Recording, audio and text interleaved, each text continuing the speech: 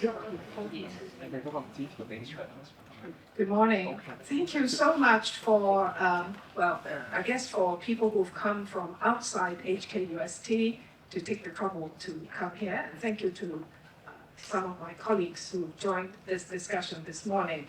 We are very grateful to the Nature Conservancy, to the IUCN, to Civic Exchange for co-hosting this with us.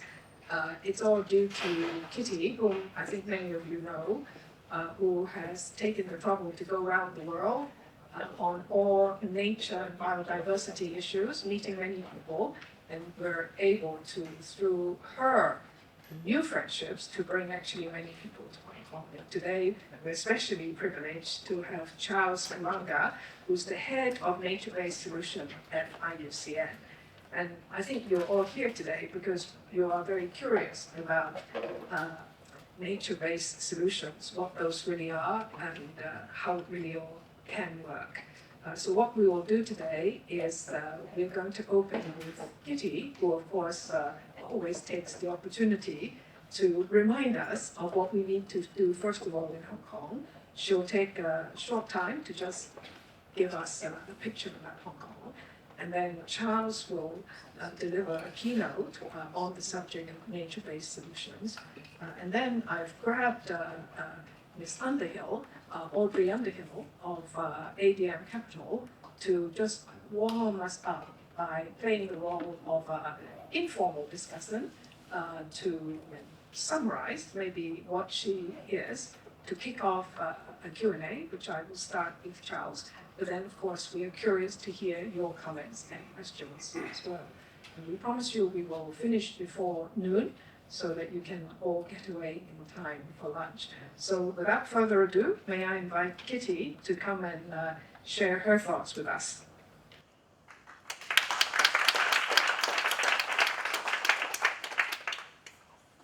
Thank you, Christine, and thank you, UST, for hosting this event, and also thank you, TNC, as a key partner of Civic Exchange to make this happen.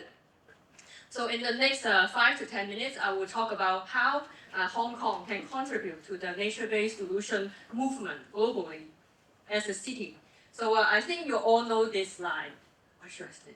So we are facing this triple planetary crisis, climate change, biodiversity loss, and land degradation. And I think you all are you all feel it every day. For example, here, this is a picture of typhoon in Hong Kong. Actually, we have more typhoon and black rain this year.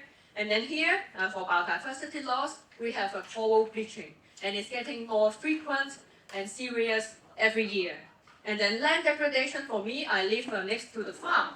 So I can see that actually in June this year, it's super dry.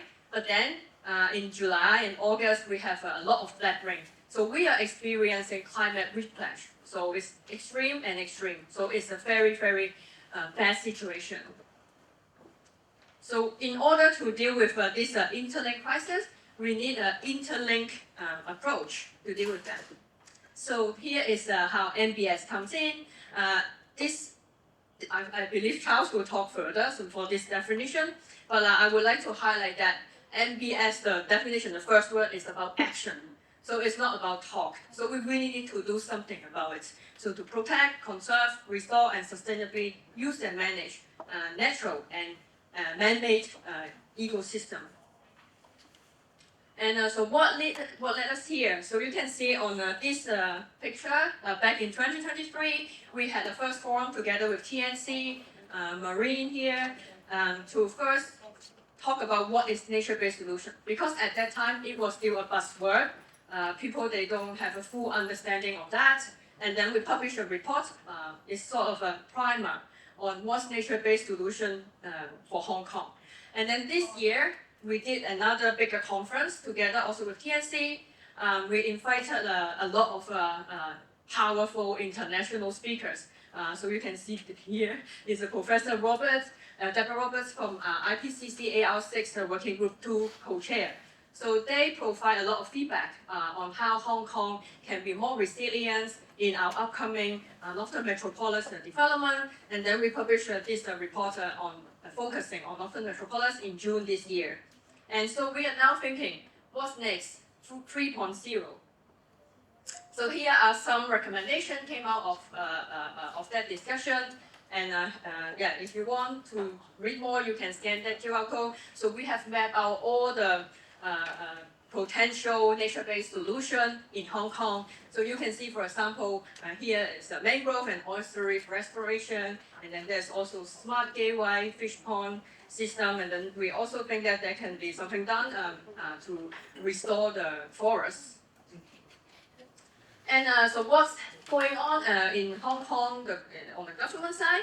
So we can see that for BSAT, we can see Simon and Four here today. So in the updated BSAT document, nature-based solution, the term was mentioned. So we look forward to see the updated version. We can see more what it's about. And here, the Kunming Montreal Global Biodiversity Framework, also NBS was appear in different targets. So it's a global trend. And also on the Climate Action Plan 2050, we can see that actually it's mentioned in the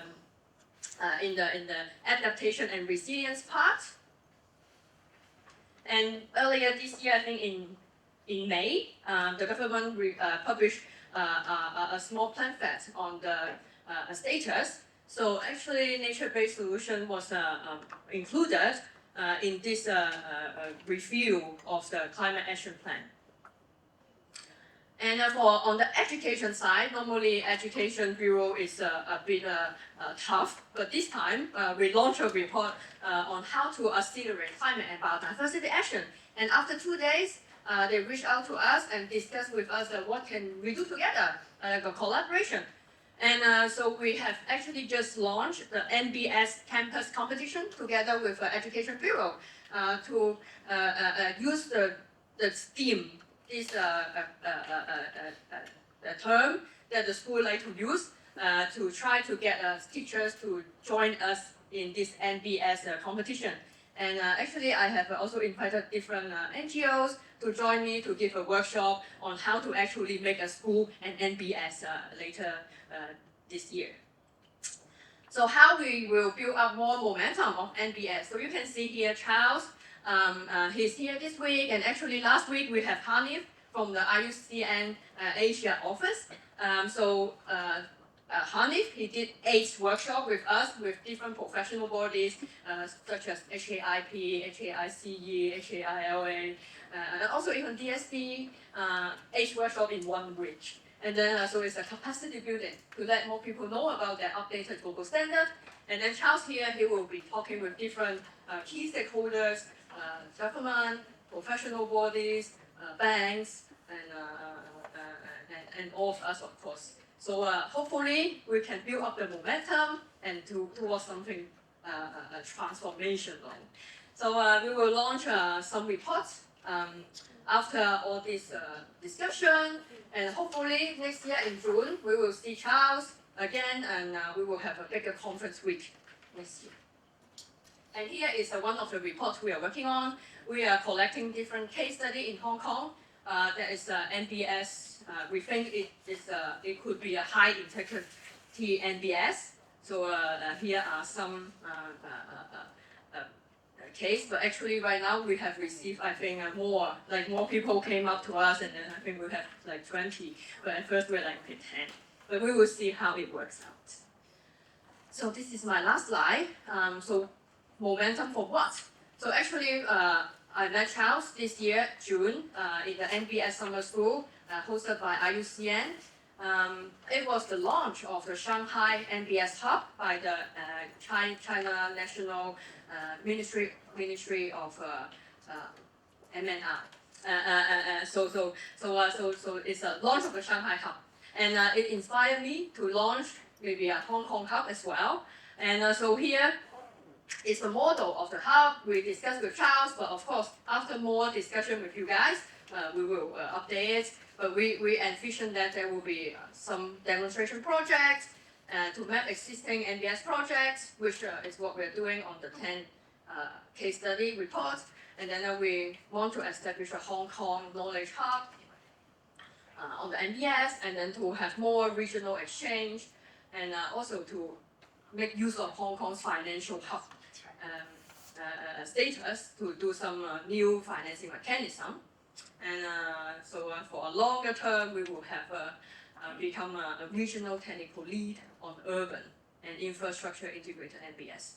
So this is our thoughts, and then maybe I will let Charles to talk about it more. Yeah. Great, Kitty. You know, another round of applause for Kitty. Thank you so much for doing so much for us in Hong Kong. And Charles, I hope you don't mind. I know how hard Kitty is working you. You've been here for a little while already, and she's already got you talk to a lot of people, and you're talking to a lot more people. But please remember that we learn fast. We're very keen learners, and at every meeting you go to, we have diverse people, and I think we all want to co-learn together. I just also want to say that Hong Kong is a good place for bringing many things together. And this idea of having a biodiversity hub here is a very good one. We already are the hub for the WMO on climate. And that hub sits here at HKUST, and some of my climate science colleagues are here. And also some good news that we haven't quite broadcast yet because we just found out. Under the WMO, there is also a project to choose a series of demonstration cities around the world. And there probably will be in total about half a dozen cities around the world, or three around the world. Well, then Hong Kong has been chosen as one of the cities. So we will be informing, we'll be publicizing it. We are also working out with the WMO under the UN's group, because of course Hong Kong has some special characteristics. We are small, highly urban, but we do have many special characteristics, including on biodiversity. So again, Hong Kong being a demonstration city, I think it's like another hub, right, in terms of what it is that we can do. So Charles, may I invite you to address our little group here, and we look forward to hearing from you.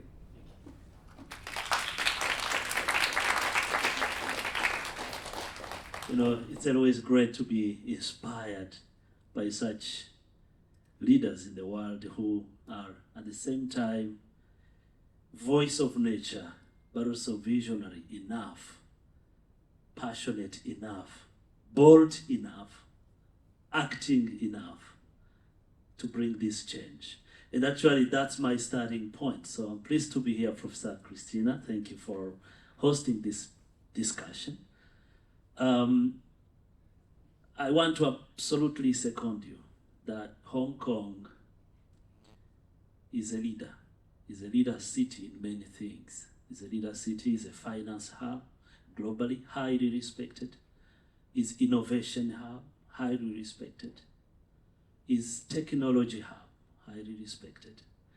And I don't see why Hong Kong City cannot be a leader in nature city hub, a nature-based solution. So as I go back next week, I carry with me this beautiful hope and momentum of seeing Hong Kong not just leading on finance and other things, but also leading on nature-based solution. And we are seeing that already happening. So great to be here and absolutely inspired to many things that are happening.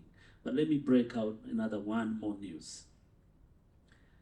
We had an inspiring conversation last week with a financial group of Hong Kong partners, including HSBC. I was so motivated to see how much interest finance sector have in actually transitioning the financial flow to investing in nature and biodiversity and sustainable finance. Climate change has taken on our spirit, right, for many years. And the carbon credits has just even taken more attention because everyone think the metrics for carbon credits is very easy to connect with term sheet or cash flow or financial numbers. But actually we have more than that, because nature is just more than climate. Nature is, I call it a premium asset. It's like the biggest ally if you want to make investment sustainable. I come from a very small country in East Africa. It's a country called Rwanda.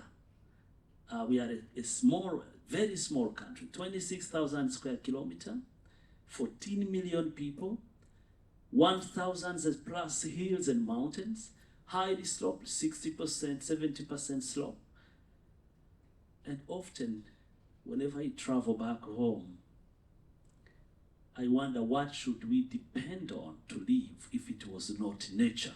But actually, I thought it was only Rwanda. So when I came here, I looked at beautiful Hong Kong, 40% of urban park, you know, beautiful, right? Mountains. But the city is also surrounded by ocean. I thought about, what would happen in the next 100 years if climate change continues to go up, global warming, but also if we continue to degrade and degrade and degrade and get nature to the tipping points. Where do you think Hong Kong will be? I don't think future generation will actually see what we see today. They probably won't see the same species of marine. They won't see the same beautiful forest. They won't enjoy what we are enjoying today. And we can only do better if we think about Hong Kong in 100 years. So I was talking to one politician. He said, you know, often politicians, they come in for 5 years and it's very hard to visualize 20, 25, 30. And I'm a politician too. But actually, my daughter will absolutely ask me one day, what did you do to make me and your grandchildren better? I think that's the question, Christine, right? How do we make the future generation more hopeful than we are today? And nature is the biggest ally if you want to do that. Protecting nature is protecting human life, is protecting ourselves, is actually safeguarding the future generation. So that's why nature-based solution, I believe, is a critical, important element. But I don't know how much you know about IUCN. To start with, how many people know IUCN here in the room? Just to see. Oh, everyone know IUCN? Okay, absolutely. Then I don't need to lecture about all this organization, but I think I'm glad to see also in Hong Kong, we have got about 6 members, including ADM Capital, including some other organization, TNC, WWF, and many others. So we are glad to be a neutral convener and possibly join some other leaders in being a voice of nature as well. So we have commissions, and the reason I'm saying this is because there might be young professionals here who are interested to join this scientific group of more than 17,000 experts in 7 commissions. And here are commissions.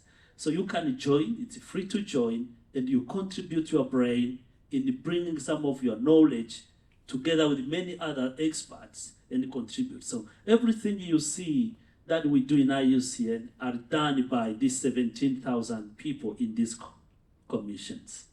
So Nature-Based Solution, we are the founding partner or the founding organization of Nature-Based Solution, but you have heard about many other things.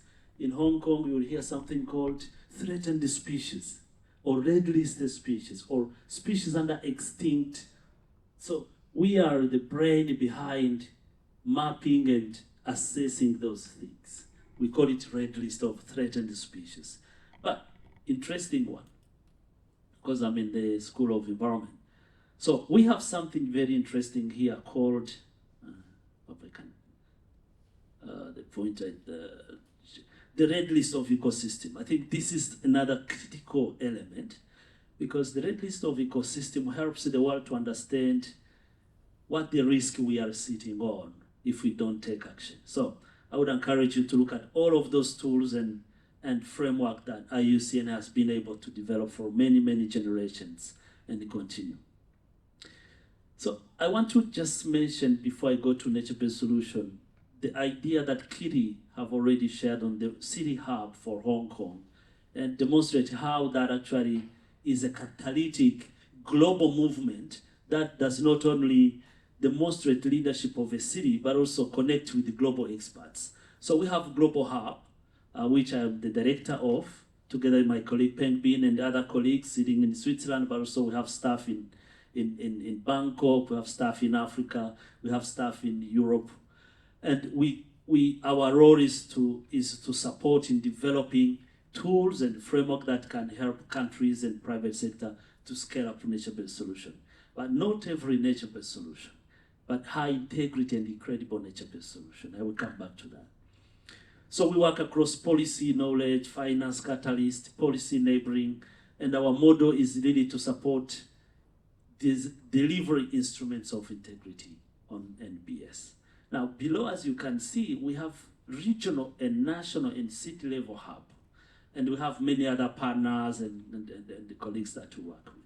So this is how we work. And the city level in Hong Kong is part of that bigger leadership globally that we are building. And when we establish this hub at city level, this is what you will get from it, yeah? So, and we will try to make sure that you get that as a city. We will try to support policy work. I'm glad to see the former director here. I think he has been also another voice of nature for many years. And thank you for your leadership. But many other, we will work with research and innovation. So great to see you, Christine, and your commitment to support this hub. I think we absolutely see a lot of groundbreaking or edge-cutting research coming to help government and private sector on how do we actually deliver the scale that is needed in nature-based solution. Not only for climate change, but also for biodiversity. Finance, we talked about that, but also capacity building and other things. So these are the kind of easy functions of the City Hub that we are looking forward to launch here in a couple of months to come. So to show you that it's a global movement, so actually the regional hub for Asia is hosted by the Ministry of Natural Resources of China, so in Beijing. So we have a team of about 12 experts, including the executive director and others, who works across in Asia to support countries in scaling up nature-based solution. We have a hub already in other parts in Europe and in Africa. You can see on the map. And we have many other partners that are also supporting. So we look forward to absolutely having city-level hub here.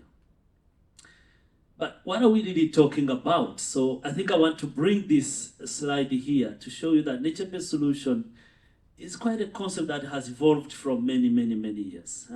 From early 2000 to 2025, I think there has been a lot. But I guess a couple of key momentum was here in 2022. After almost 12 years of work, that's when the Global United Nations recognized for the first time nature-based solution as a catalytic transformational framework that can break silos between climate, biodiversity, land degradation, and sustainable development. So it's a way of how do we work with nature, how do we engage with nature to support ecosystem going forward. So that's really, I was very happy to see all of this. So I joined IUCN in early 2026 when that resolution defining nature-based solution was set. And I've been working on this throughout these years. I saw it mainstreaming in COP, climate, in biodiversity, in land degradation, and I see that coming out also across all TNFD and TCFD and many other global framework as a catalytic framework. But I will tell you why. I am not an ecologist myself. I'm a development economist and natural resource economist.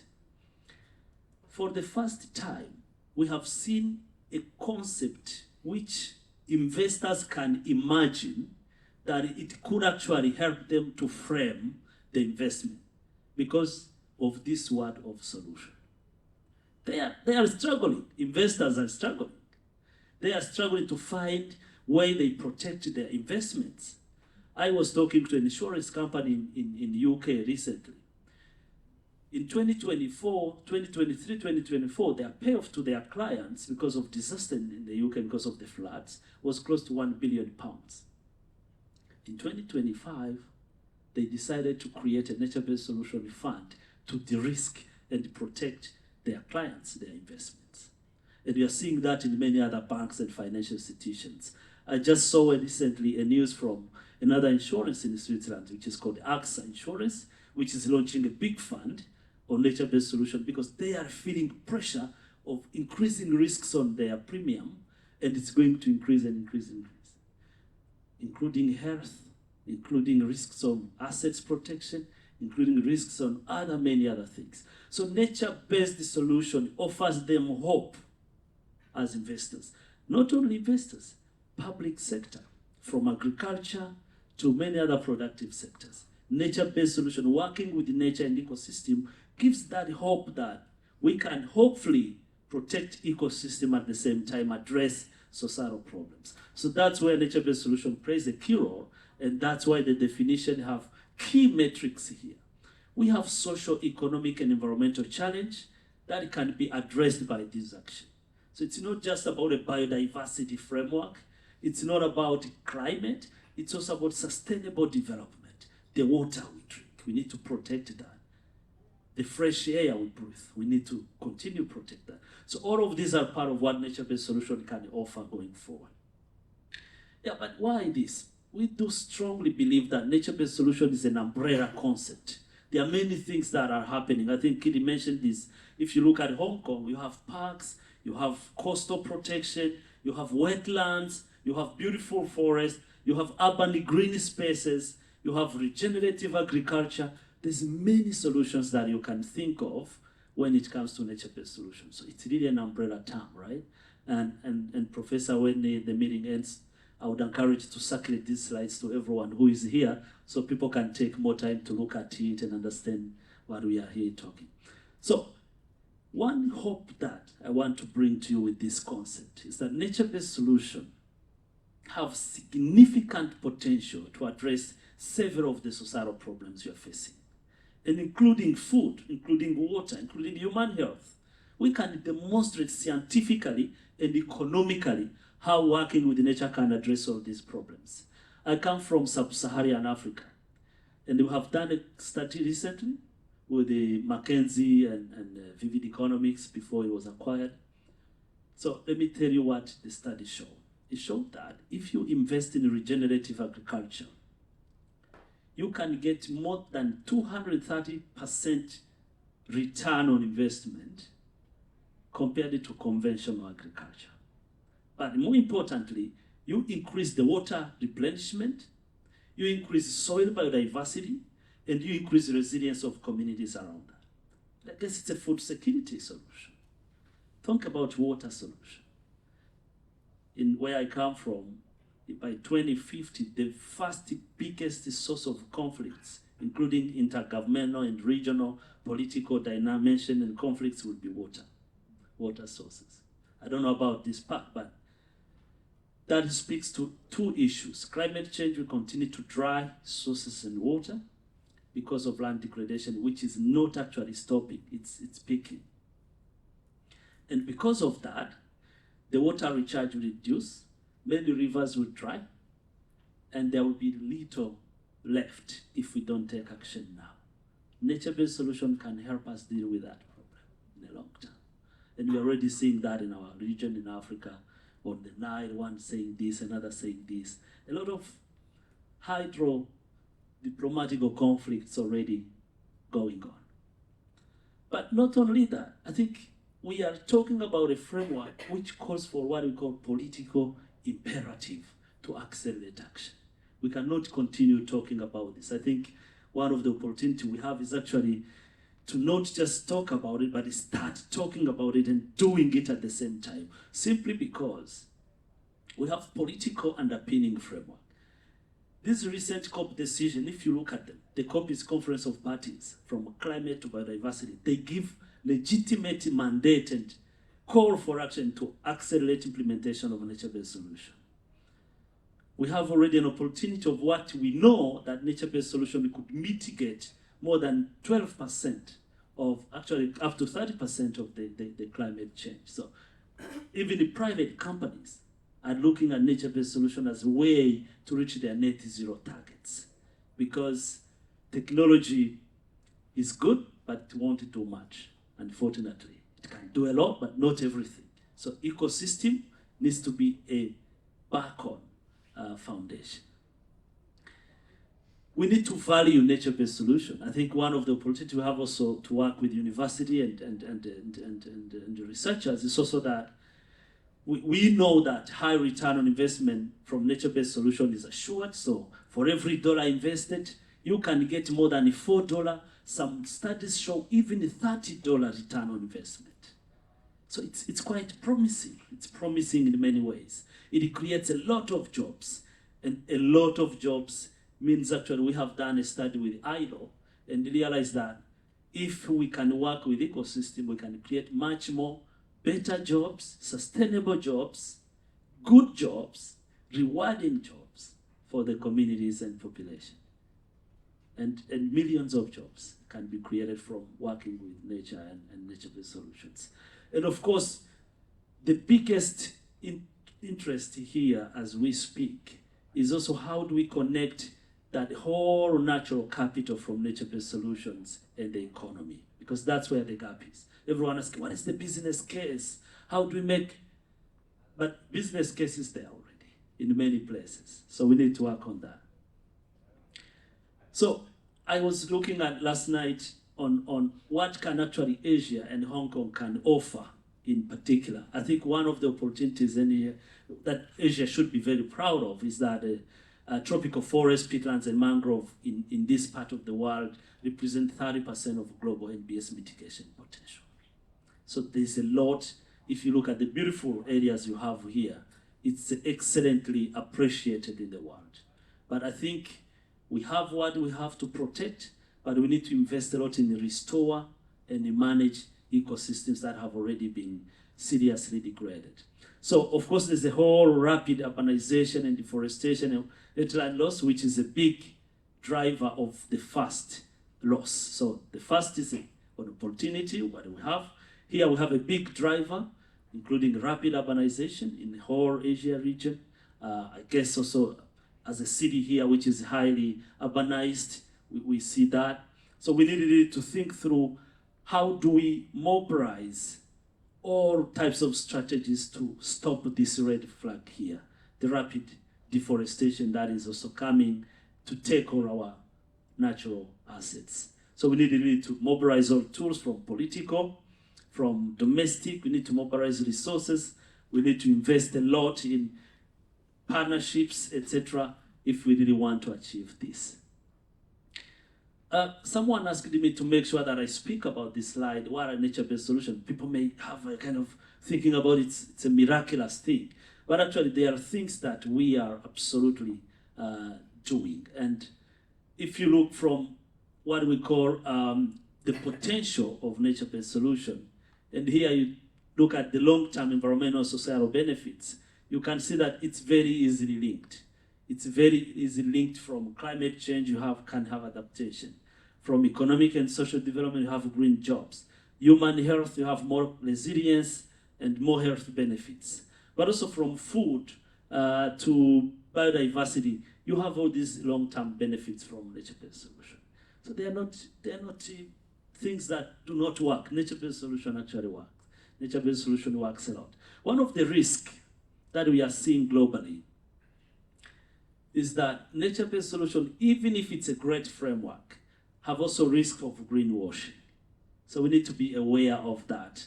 And that's why I thought it very importantly and respectfully to speak about this risk. How do we mitigate that risk? Private sector is talking about it. Governments are talking about it. 130 plus NDCs have clearly mainstreamed NBS in the NDCs across.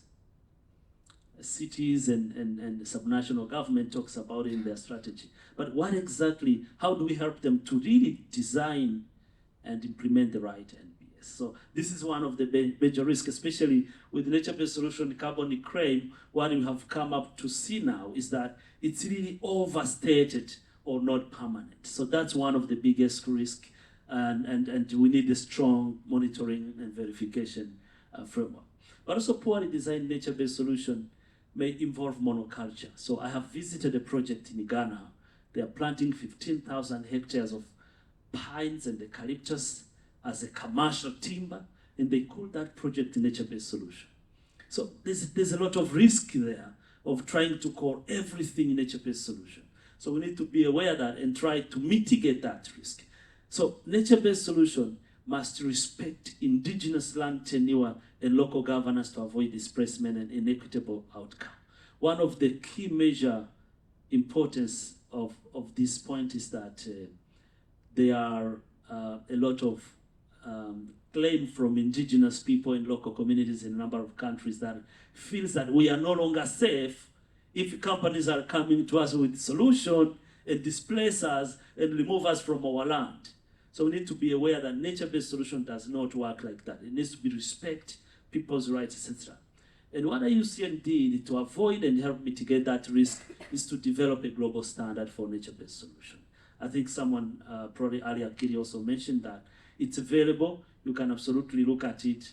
And it has 8 criteria and 28 indicators. It has been publicly researched and documented. So we can absolutely trust that it's a robust enough framework with 8 criteria here that are interlinked, helps to really protect not only people, but bring that integrity which is required to the ecosystem.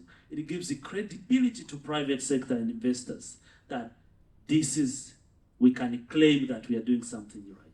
And here in Hong Kong, we hope to pilot a first ever verification and recognition scheme that can actually give more confidence to investors that yes, what we are doing according to the globally recognized standard is real, it's a nature-based solution.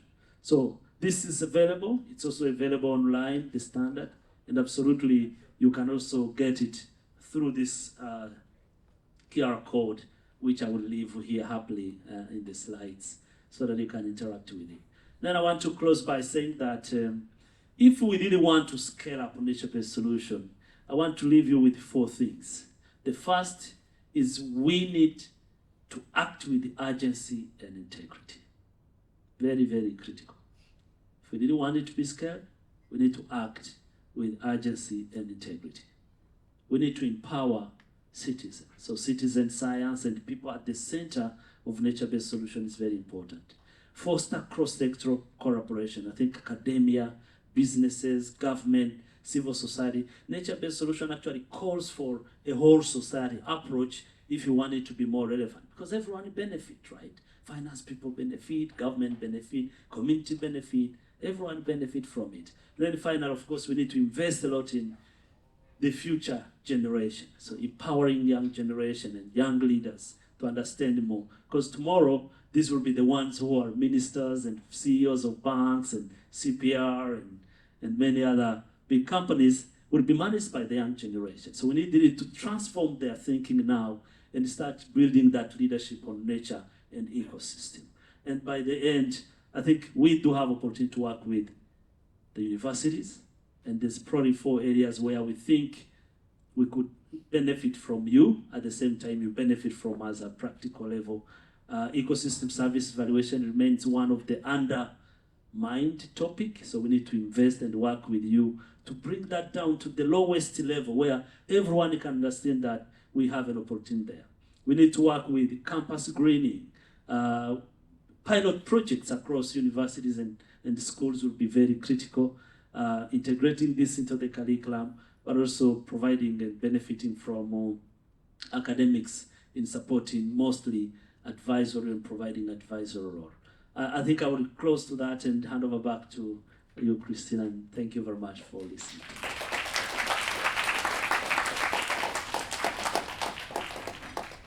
I'm aware that maybe our participants sitting at the back couldn't read the bottom side of the PowerPoint, but I believe you are willing, both of you, Kitty and Charles will share them with us, so that after today we will send them to you.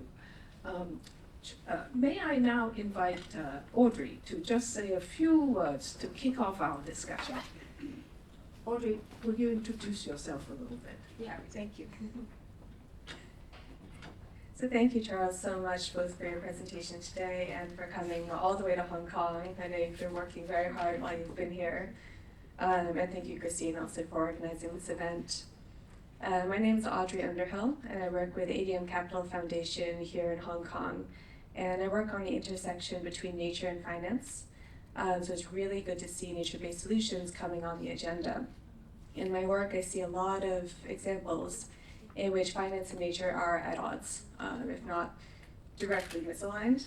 And so it's really good to see that it's not always can you elevate nature over finance, but that there are opportunities where these can be symbiotic.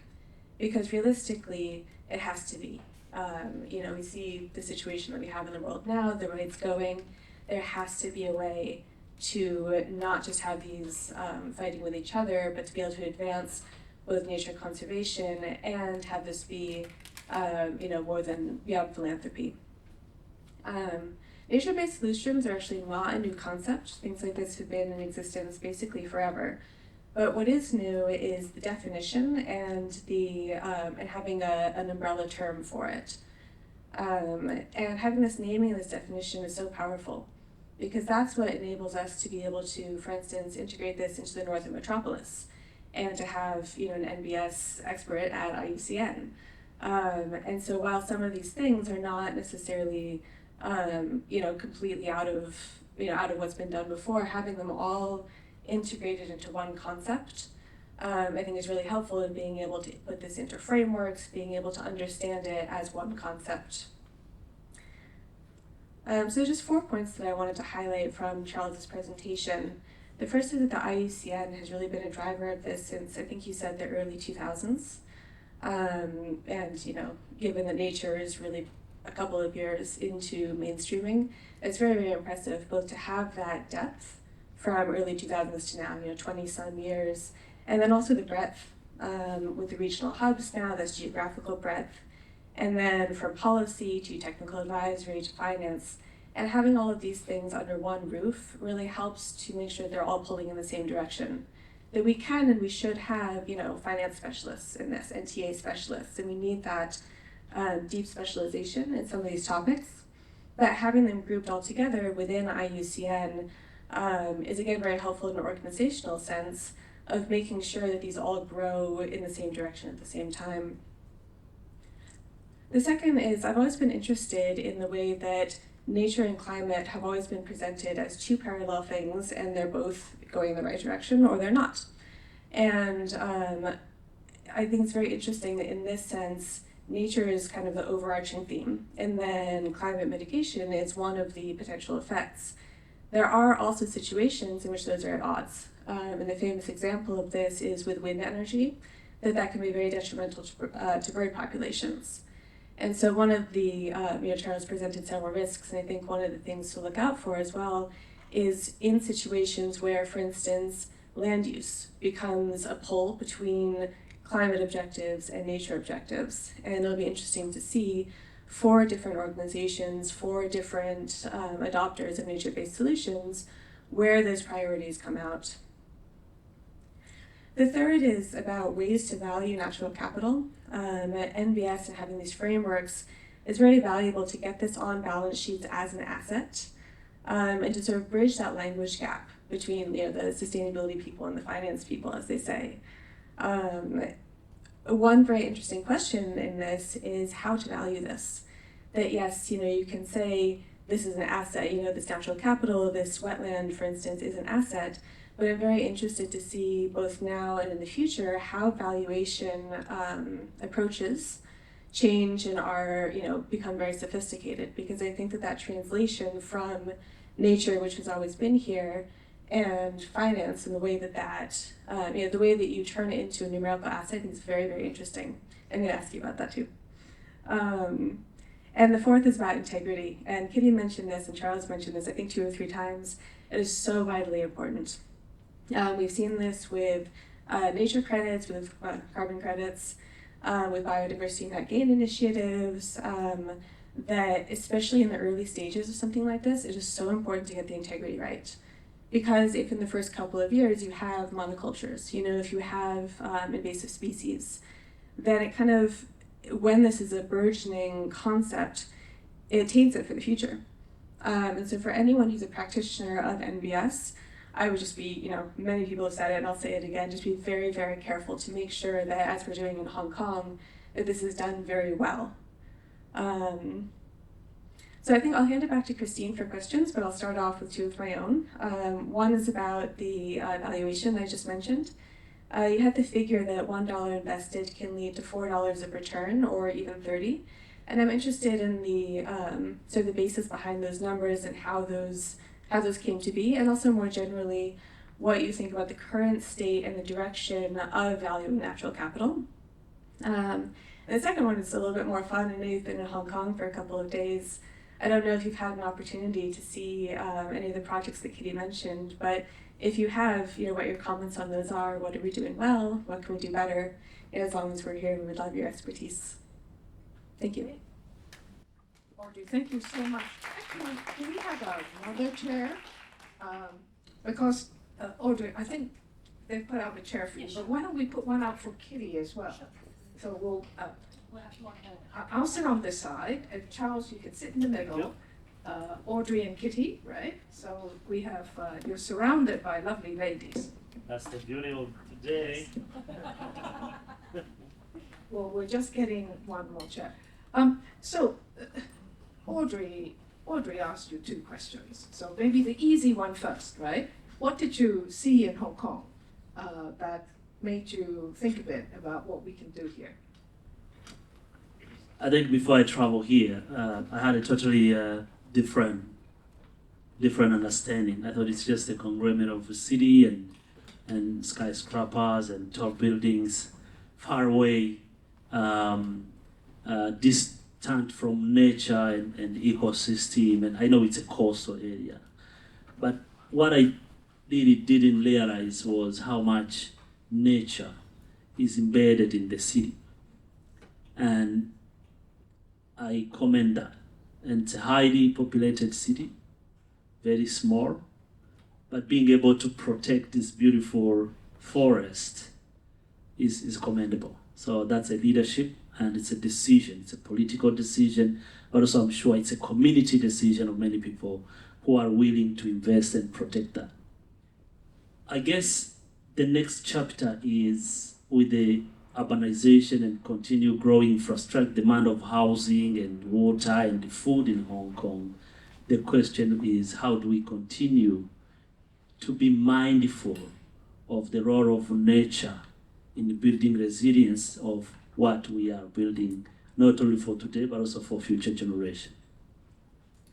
Well, it's not like the country parks have never been threatened. I mean, I don't think we have actually taken any away. But there have been discussions in Hong Kong about whether we can encroach on some of it because we have so much, right? So that's one line of thinking. The other things that we've fought over the years is filling up our harbour, right? That's another fight. I guess we are maybe almost at the end, but not quite. Then protecting our marine resources here. So I guess those conflicts are constant, right? Everywhere in the world. Hong Kong is not unique. But Audrey's second question, or rather her first question, right, was really about the monetization. How do you calculate? Maybe Audrey, you'd like to ask that again? Sure. Yeah, my question was both about to the academics behind this, that if you have $1 invested for $4 of return, how that number came into being, and then also how you see the current situation and the future of valuing these assets. Can I just add something here? Because that kind of valuation, what is it that will impress governments, right? In a sense that the political decision to expand nature and not reduce nature, right? So those numbers are important. And then the second group of people who are interested in that are perhaps the people in the investment and finance community. What do these numbers really mean to them? Thank you. I just want to demystify the fact that it's very hard to put a price on nature. So you cannot. In fact, none of the economic models have been able to fully, functionally, and comprehensively put a value on nature, because what is nature? Nature is everything we depend on. I guess if we have to think about the GDP as an economic metric speaks to many of us, you will hear a lot that more than 75% of GDP depends on nature and ecosystem. And that tells you already that we cannot actually value everything in nature. However, there are probably early signal of economic way to try to understand how much nature is important in the economic development. So it comes from two things that we have recently been more and more using. The first old version was the natural capital accounting, trying to look at the capitals of forests, of water, of land, of biodiversity as assets or capitals, and then try to put a fraction of understanding of how much economic flow from those assets or those capitals. But that has proven to be an extremely undermining method. Now, the new ones we are trying is what we call the risk and dependencies. Is to look at, now that we know we depend on forests for water, if we don't have forests, absolutely water, rivers will dry. If we don't protect the coastal, sea level rise will come. Then we are adding on that, what risk do we see if we continue degrading that? What you mentioned, for example, what would be the risk of Hong Kong if you destroy or deforest all these beautiful parks? And that risk can be absolutely estimated in many ways, both from the economic, but also from other indirect. The other one is what we call dependencies. Now, how much actually population in Hong Kong depends on those beautiful parks? That will include how much water towers do you have that comes and protected and safeguarded by this beautiful forest, but also many other ways. So the risk of independencies factor is coming in quite strong to help us realize that if we don't actually protect the assets and nature as a prime or premium assets, then we risk much more higher. Now, the risk goes even further on what would be the cost of repairing an infrastructure, the coastal area, if it's not protected by sea level rise, it's destroyed. So what would the insurance pay? What would be the cost of rehabilitation, and etc. So we have seen that as another big way to actually try to understand the valuation part. So, however, I have to say that we are all running away to imagine a scenario where we will be able to put a price on nature and ecosystem service, because it's all we depend on. Up to now, there's no one single metric which farms that confirm the fresh air we breathe, how we actually cost that. There's nothing. We have tried. Many economists have tried. I'm sure the economists in the room. Still, there's a trial, but you cannot easily put a price on the fresh air, which actually depends on how much we protect our ecosystem, etc. To respond briefly to the question, Christina, it's hard. But I think what we have today on $1 that can bring 4 or up to 30 comes from those metrics, risk dependencies, but also the cost of investment in a conventional infrastructure versus working with the nature and ecosystem. Maybe the last example is where I come from. We have done a simple evaluation in a city of Kigali, which sits at the mountain, and there's a wetland downstream. That wetland had been completely degraded. And every year, we had to lose a lot of infrastructure and lives because of floods. It could come and just take everything that is in there and rebuild again. So the government decided to reclaim the wetland and to protect it, invest back in it. So for the last 2 years alone, we have been able to realize that the cost of protection and the rehabilitation, which was huge in billions in my currency, that was probably millions in dollars, have reduced it to almost zero because every flood now is being absorbed by the wetland, when it was actually going down and destroying the whole infrastructure. So that we could be able to estimate, because we know how much the government have been paying back and rehabilitating the roads which are destroyed by floods and things like that. So I guess that's one of the examples, but there are many others in Hong Kong, in Asia. I worked on a case in Europe recently, and we are also, myself and my colleagues, looking at other cases in other countries to try to understand more about how much we actually communicate this to financials. Kitty, do you have any comments at this stage? No. Okay. So, yes, please. Thank you. And I think the dependencies framework is really valuable. And it can be applied at a macro level, as you described, on a country level, and also at for particular businesses as well. That if you're aware of your dependencies, which is sort of what the TNFD is pushing us towards, then individual companies can actually put a value on the capital at risk based on that.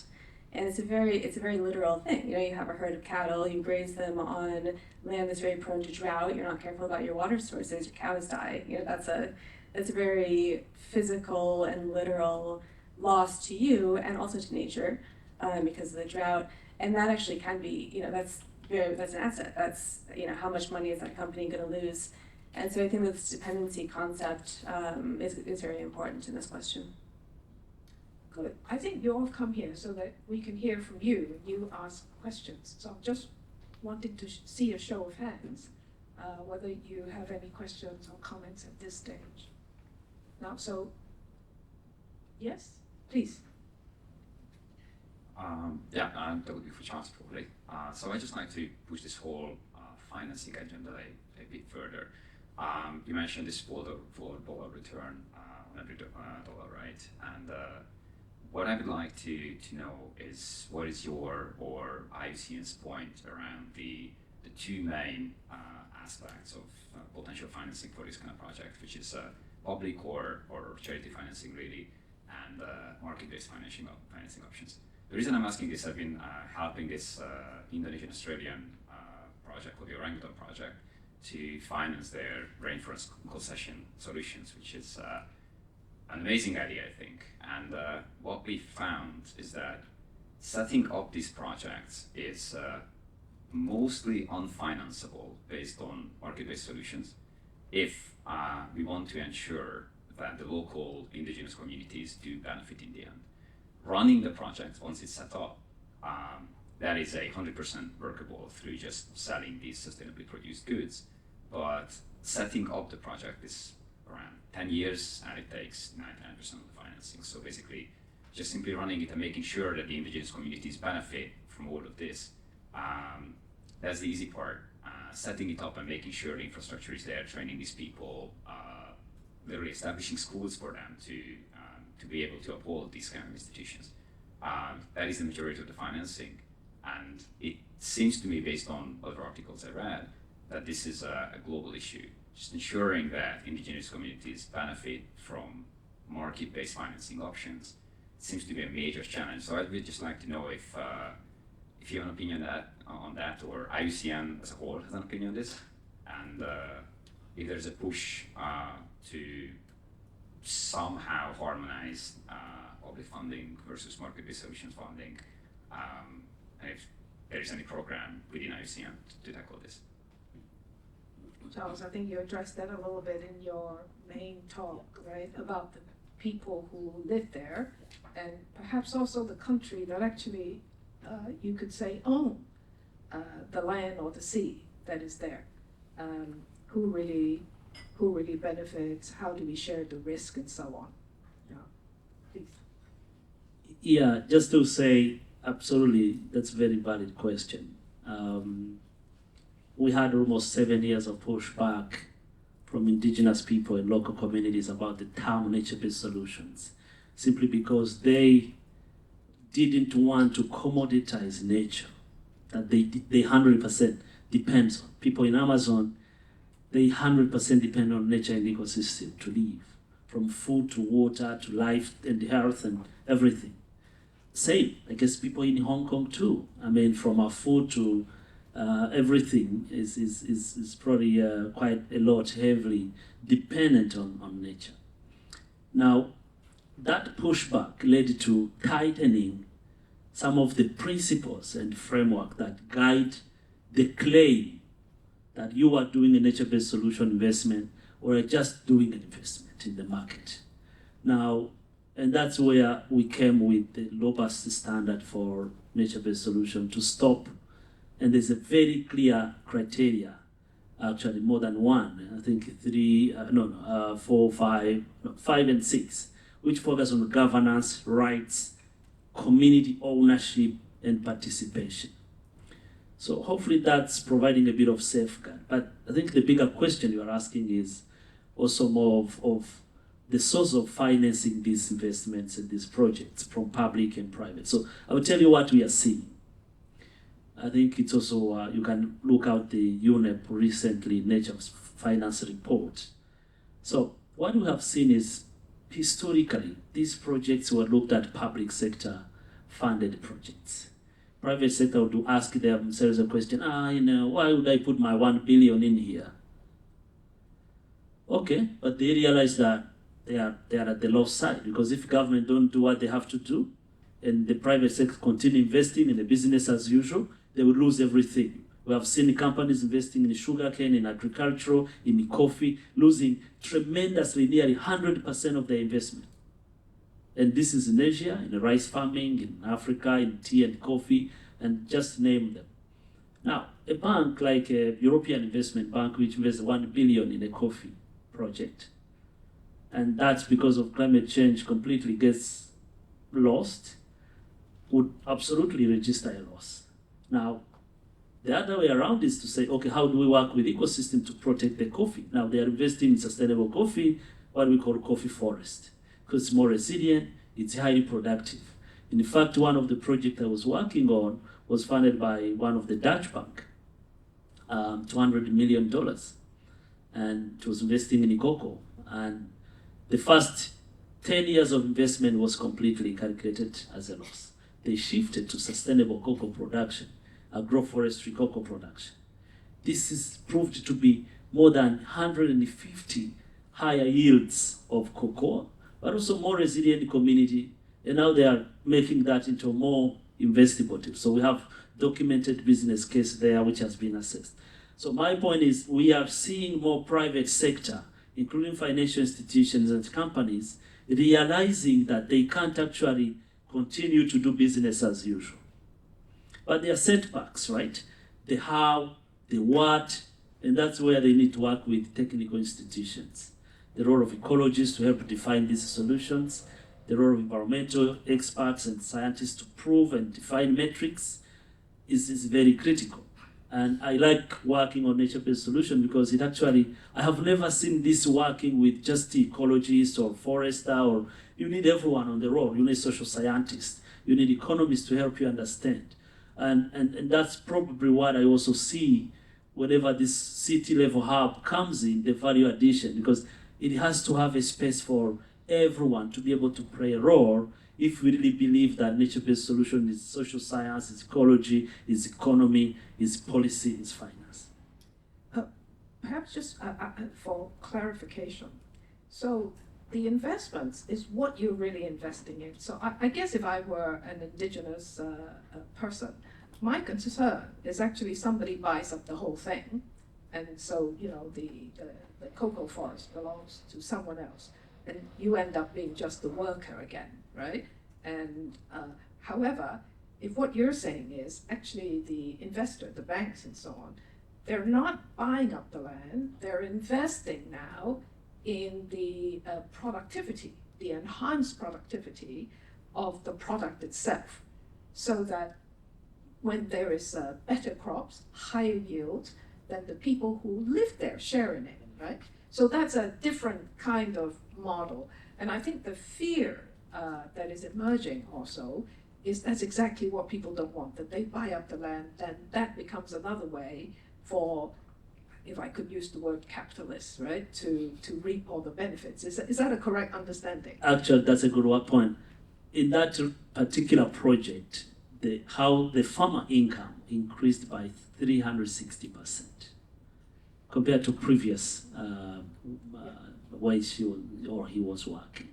And many farmers absolutely, their livelihood significantly changed. Imagine from having an income which increased by 360% by just this. So, and the role of the bank is creating these catalytic investments on farm. The land is for farmers, they remain the owners, they just invest in that improved productivity methods, and then for them the benefits, the more there is an increase of yields, the more of course their return on investment will be, because for them they are more interested in the whole value chain part of the cocoa and the likes. So I agree. And that is a matter of public policy, right? I mean, in terms of what the land, or I guess the government decides what you sell, what you're able to sell to whom, right? So that's a very, very important point. Sorry, but I stopped you. Yeah, no, that's what's on. I just wanted to know there's a role of government as well. I mean, regulation and market regulation and making sure that people have ownership of the produce, but also a say in the market. Not like, we invested and we are just taking this opportunity to over decide on your production system. So there's a whole world government approach and community approach that is part of that investment. It's one of the best projects I have ever assessed myself. So we should study this, right? We should do a case study on this. Yeah. Can I also ask you, because you talked about possibly in Hong Kong, we could have some projects, maybe a pilot on verification. I'm interested in how these various stakeholders that we can all work together, because at HKUST and other universities, we are a part of the technical scientific support. So, for example, Professor Lau here, he's been measuring atmospheric elements for forever, right? We have a number of very highly qualified, internationally ranked atmospheric experts here. And now that we're into carbon, it's about pricing the carbon, it's about measuring and so on. So again, we're talking about also the standardization and the verification process for both, I guess, for carbon emissions, carbon credits, and so on. So in terms of the journey we still have to go on, because you shared with us, right? We're still learning a lot. And it is about money, right? Because we don't have enough actually capital going into the things that truly matter. So how do we share the risk and benefits, right? Through financing without, as you say, maybe selling your crown jewels, right? So that process, if we were to start something in Hong Kong, how do you envisage the different parties that needs to be cooperating, right, to get something done? Obviously the government, maybe, us guys measuring, people who know what to do with ecology and bankers and whatnot. Yeah, I think it's a good question. I probably, there's a lot to be more detailed and discussed in that whole framework, but I can only share what I have seen in other parts of the world. Might not necessarily be this copy-paste here. But when we started this whole thinking about how do we create a space where everyone can play his part, policy people, finance, scientists, social scientists, not only ecologists, but also social scientists. The idea was exactly to demonstrate that nature-based solutions call for that whole society approach.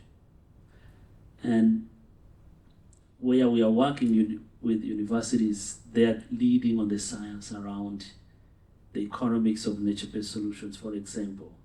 the ecology. How do we design sound ecological solutions that can actually be sustainable? Technology, what is the role of metrics and measurement and etc. And defining those metrics at national level is extremely important because we have, for example, been discussing the 4 major metrics of nature-based solution. One is on carbon credits, then biodiversity, but also you have soil, you have water. How do you get those index that matters at national or city level? And that is the role of scientists and that whole technical body with authority to do that. But at the same time, we have policy think tank.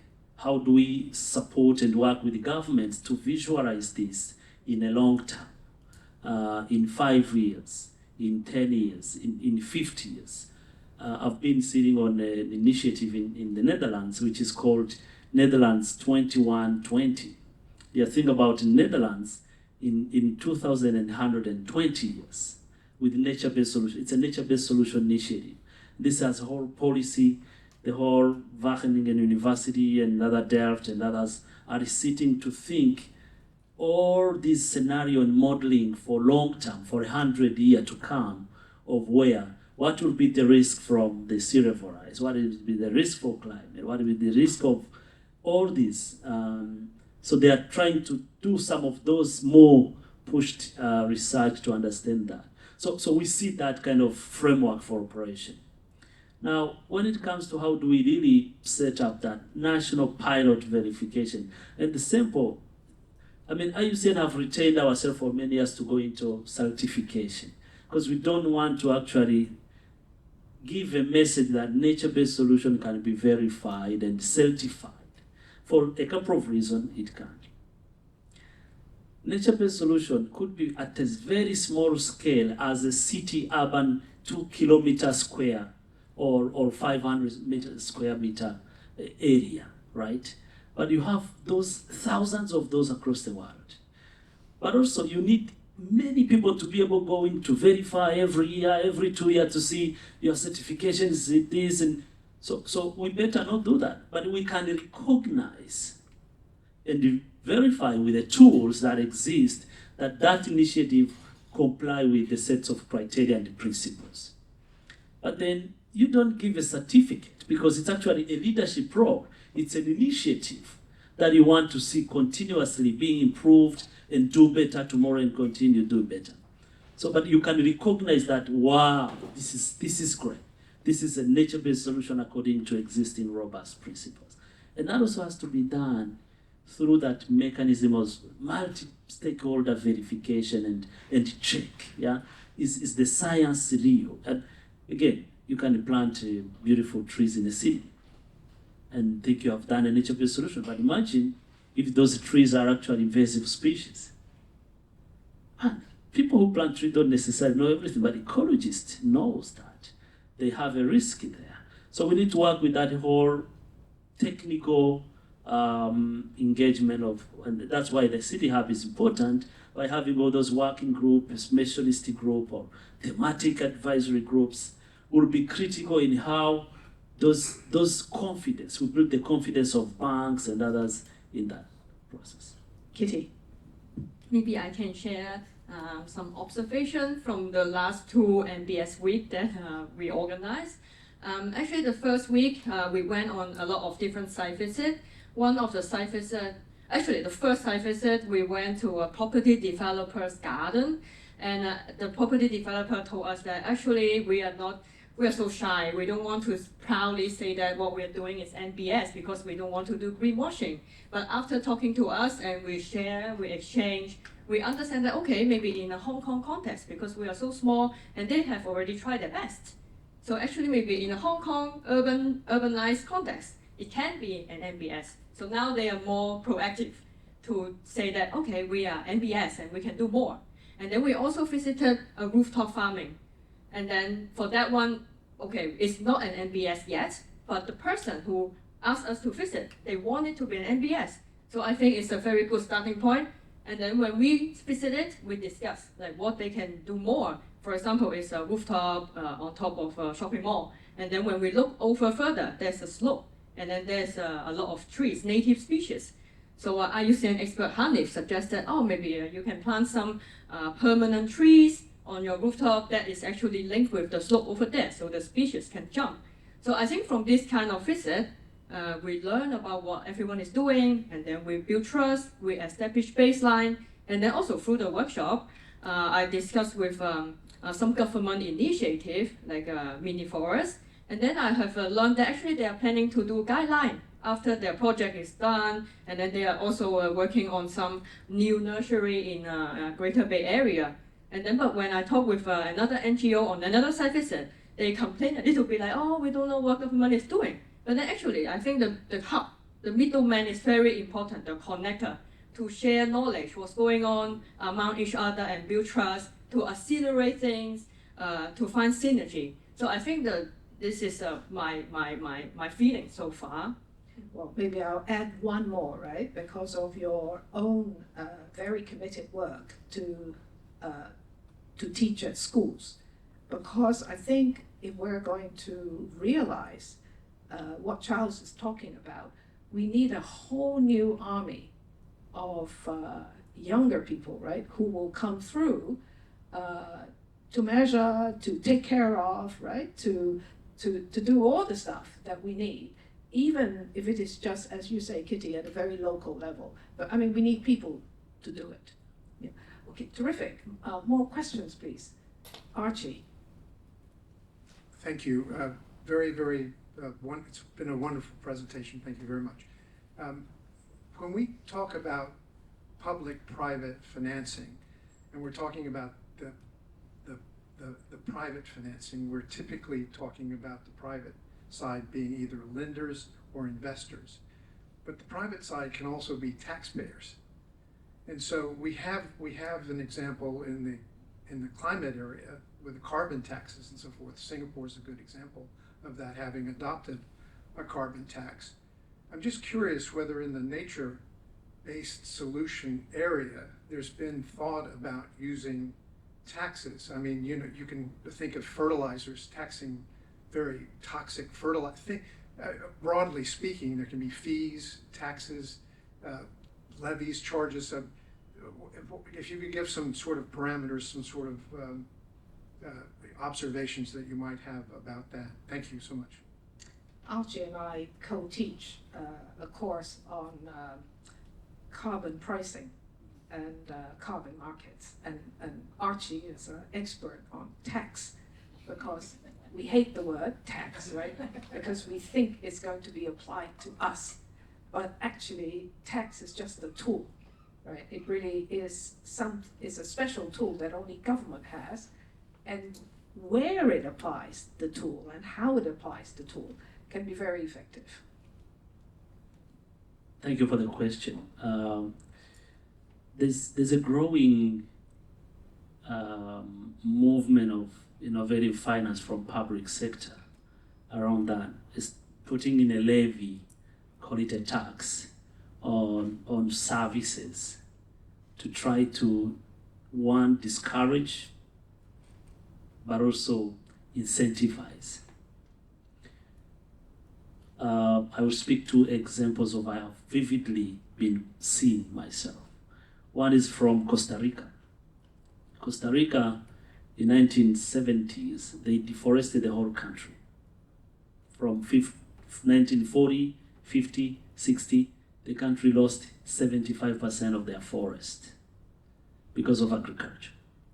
From 70s, they realized actually they were losing space. So they started restoring and investing. It's a globally recognized case studies. But actually their model for payment for ecosystem services is based on their tax system, because it's a public instrument. It's not funded by World Bank. It started with a small funding from different sources, but it ended up becoming more an established incentive for communities to be able to restore, protect, and conserve the ecosystem. Surprisingly, this is public knowledge. From the 70s to recently, it looks like their GDP has increased 100 plus fold by just improving the ecosystem for many other reasons. So that tax, which is now applied to the energy, the fossil fuel, the energy, the consumption, the fuel generally, though it's a country with nearly 90% of renewable hydro, mostly generated energy, and they want to be 100% by, I think, 2030. But there is that incentive, which is in the form of tax. Other countries, for better of creating that mechanism, they are putting more tax on importation of cars. In my country, if you import a non-EV or non-hybrid car, you pay extremely higher. I come from Rwanda. But we recently added another tax of air pollution. If you drive a car, you have to do every 6 months check. And there's a level, if you are above, you have to pay more tax. And those taxes are going into environmental fund to go back to investing in community projects, in protecting riverbanks and water sources and forests and beautiful protected ecosystem at national level. And I have seen that probably one of the incentives, but also a way that probably nature-based solution can be financed. Now back to carbon. I love carbon. It's a very good instrument, established instrument for financing. But I guess I'm also worried that if we just take carbon out of many other ecosystem services that nature can provide, we are losing a bigger picture. And I call something premium carbon. So what would be a carbon? Maybe that's something for you, Professor Christine, as you think about this. What would be a carbon that actually equally restore or recharge underground water? You are investing in deforestation, but at the same time, you are doing it in a way that the ecosystem functions are all rehabilitated, and the ecological functions of water, streams and rivers that dry and others. What would that carbon looking like? What would be the cost of that?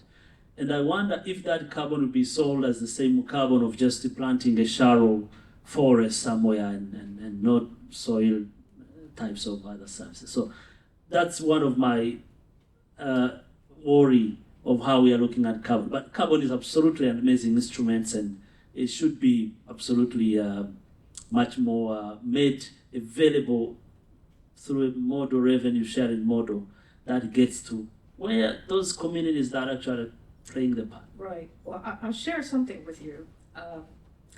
I used to trade commodities. And now when we're talking about carbon trading and carbon credits, in general, I think I hear two views, right? One is, of course, carbon trading coming from people who want the system to be able to prove that it reduces carbon dioxide. But I think there's a whole, probably much bigger group out there who look at standardizing carbon trading so that they can trade it like stocks and shares. And this just becomes another, nice thing to make money. Making that distinction about creating environmental markets, right, or nature markets, that is not just about making money. I think what you said just now was very attractive, and maybe I can even offer the services of Professor Parnell, who don't back down, Archie. The reason is he has the background. He worked for an oil company for many years. Then he worked for a major investment bank. Now he is teaching. So I think the knowledge of doing what you said, right, which is that there are certain premium products. And if you can show that the premium actually produces a higher level of environmental, ecological benefit, then that's your premium. Otherwise, you're still a lower order, cheaper form of something, right? So, but those ideas of how you make it work are quite sophisticated.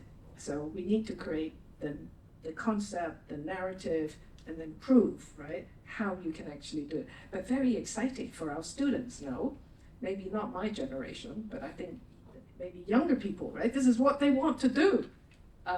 So very exciting idea.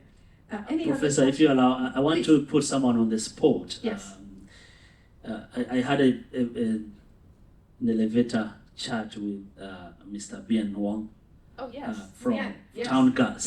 Yes. Yeah, he mentioned something that I want him to speak come and sit publicly. Please come and sit He told me as a company, an energy company, they're actually looking at nature differently. Not just nature, but they are thinking about nature differently. Maybe, Mr. Wang, your story could give us hope, because we look at you, guys, CPL and others, we look at you as, and this is a very wrong perception, I must say, that looking at energy companies are just enemies of nature, which is totally wrong. I would probably love to hear and probably give some of that narrative to the students. What would nature actually look like within Town Gas? Thank you very much. Thank you for the invitation, and just some humble sharing regarding how we view nature as risks and opportunities, where it comes both, and what we have done in mitigating some of the risks, and potentially that we can harness some of the opportunities in the long run, where Professor Low is actually in our board. So we view nature strategically.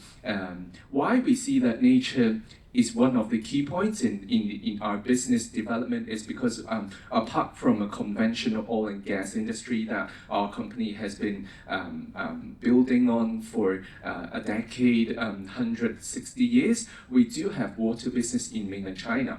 So we see that because the interlinkage between nature and water, there's a close linkage, especially in how we prevent of the pollution from the midstream. So we want to, from the upper hand, that we can do something. So back in 2022, when TNFD at that time was still under the consultation period. From the sustainability perspective, we have convinced our management team that nature can be one of the very important coming trend that we actually think that town guests should be aware of. So regarding our business operating sites in both Hong Kong and in mainland China, we had an overlaying of the key protected areas, and we check on the proximity of the possibly like 5 km, 10 km. So we actually, out of a few hundred of projects, we highlighted 11 project sites that we need to consider them to be prone to high risks of nature.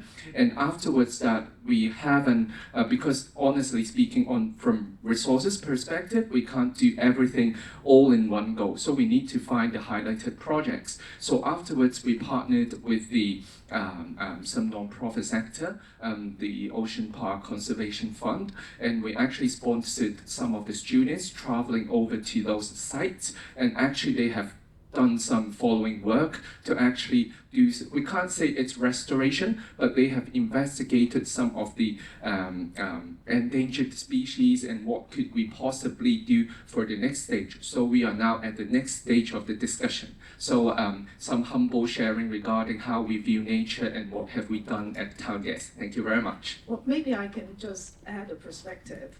As I said, the declaration of interest, I sit on the board of the Town Gas company that has its assets in mainland China.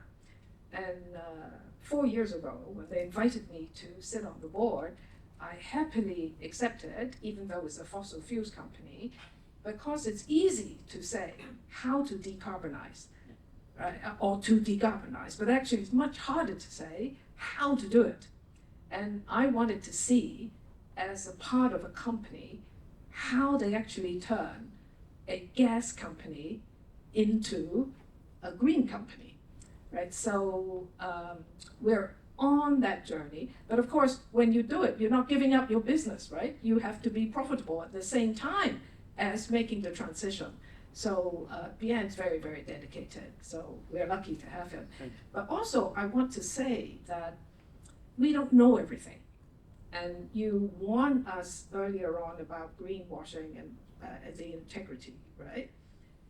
Every step or every decision you make to go and measure where, looking at the data, trying to understand what it's telling you, and then seeing in a real life situation, what you can afford to do this year and maybe next year and the next year, right? I mean, these are all kind of boardroom types of decisions in principle, and then it's down to management to actually execute it from year to year. And then at the same time, the P&L is fluctuating all the time, right?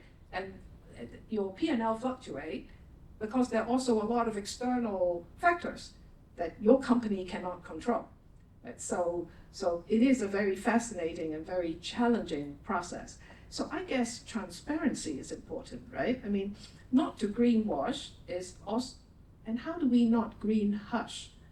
Because Kitty, you reminded us that there is a company in Hong Kong, does a lot, but doesn't want to talk about it because you don't know whether, you'll be accused of maybe greenwashing. But if you're genuinely learning, that integrity, I think, is important. So is it transparency? Is it, maybe also you have something to share with us, right? We have another very well-known, very dedicated person. How do you do it in your company? Oh, the delights of sitting in the front row. Thank you, Professor. Well, I think similar, a little bit of context. Is that on? Right, a little bit of context. Hello, everyone. My name is Suzanne Jiang. I work in energy sector just like the end, and quite similarly, and we are probably a little bit cautiously proactive, quite similar to what Tangas does. We do have assets in Chinese mainland. In Chinese mainland, our majority of assets are renewable energy. So our challenges are slightly different. As what Charles said, it resonates to me is our dependency on nature. For solar, for wind, we need the wind, we need the sun. Not only that, we need prevention of landslides. That is quite prominent, as you know. Last year, we actually do have assets got damaged because of major flooding and landslides. It's those areas actually are a little bit more interest to us. So quite similarly to what Tangas does, we do use ILAC as a tool, as a practice for us when we choose developments. Do we infringe to any protected areas and or key biodiversity area? But not only that, we do have due diligence processes to look at physical climate risks. When we do investment, we do have a due diligence process for that. But how to integrate renewable energies. And in China, it's not as developed in other areas. It's integrating, the community contributions, the value, just Charles mentions, how we can help the indigenous people, as well as integrating land use in terms of agricultural services. It's something that we are experimenting it, and we are not saying that we could, I must say, but it's something that we try.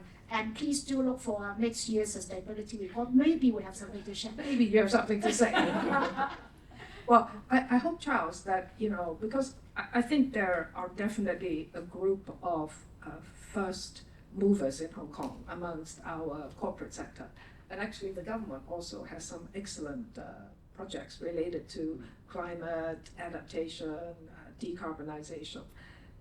That may be the smaller scale of Hong Kong, because you can have 6 meetings a day in Hong Kong, right? Which is rather hard elsewhere in the world.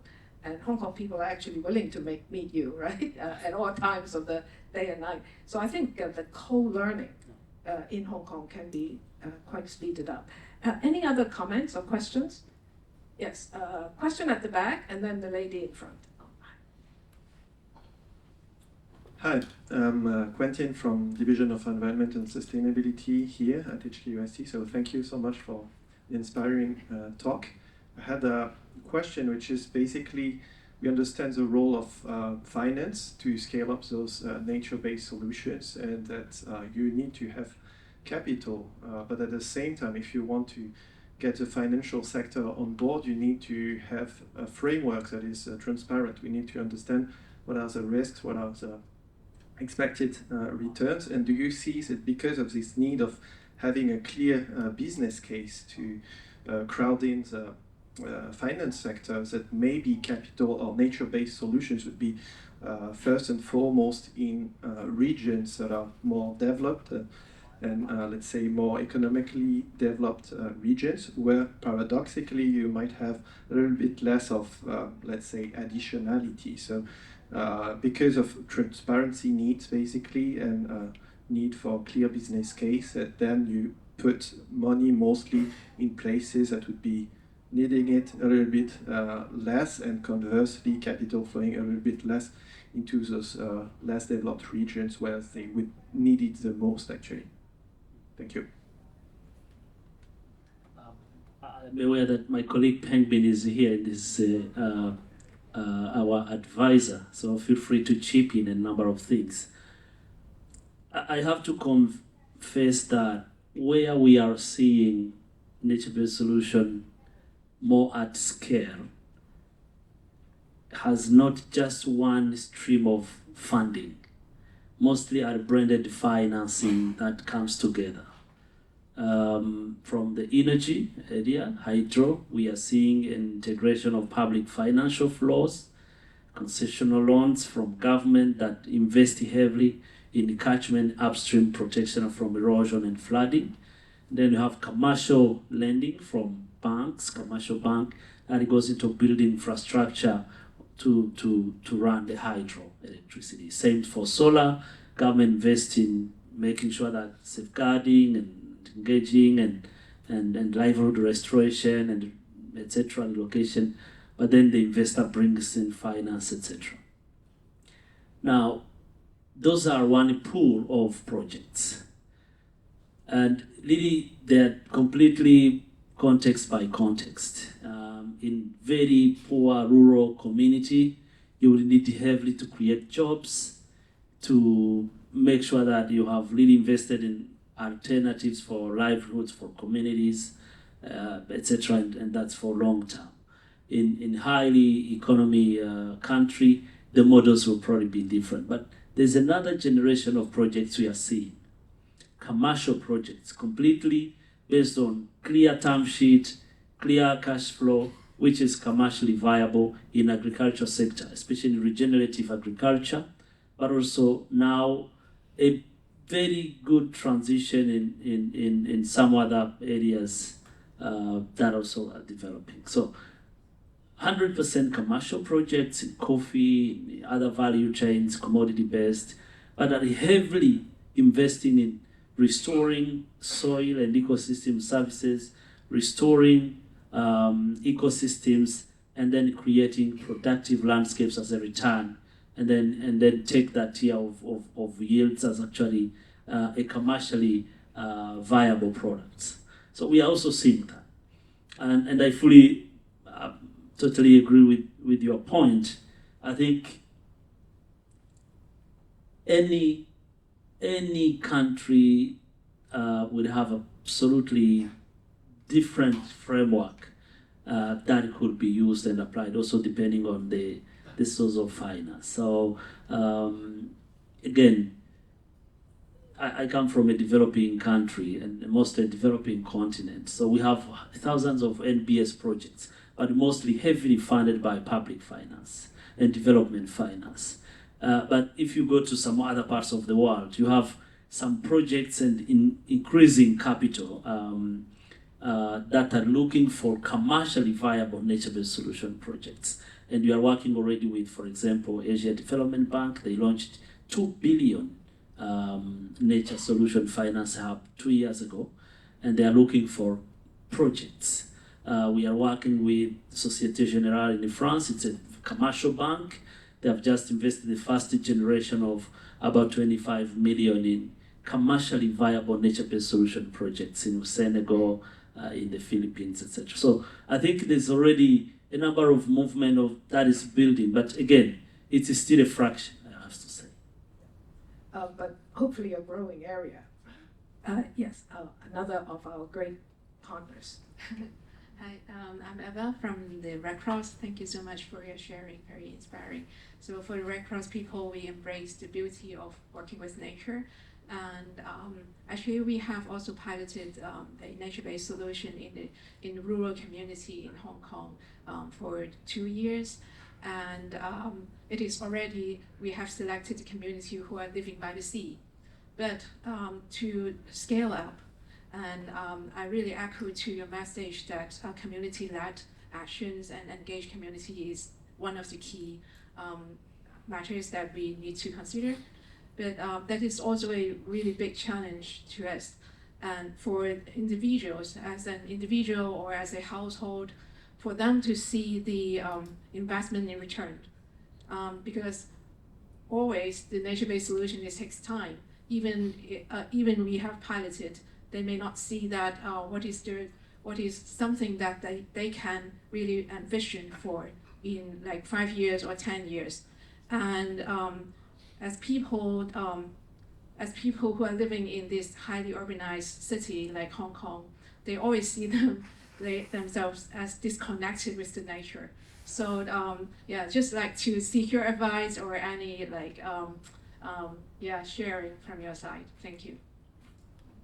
Yes, I guess highly urban societies, right?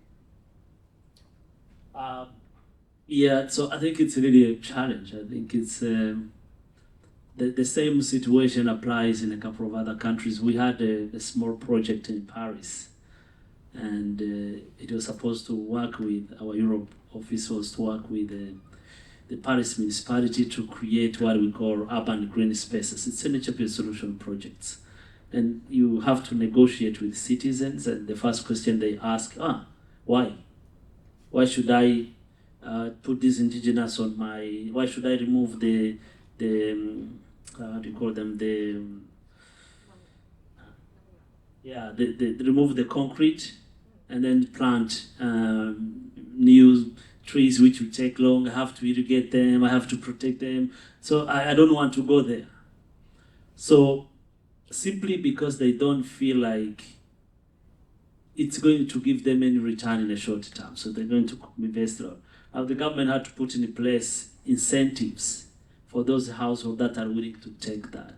So sometimes communities, if they are investing their time and money into this, you need to create an incentive mechanism for them. And that's what Professor mentioned in terms of tax and levy from companies, from how do we actually create those aggregated into funds that can incentivize communities to work and protect the ecosystem. I guess in Hong Kong, there's a unique opportunity on that. I just wanted to mention that point.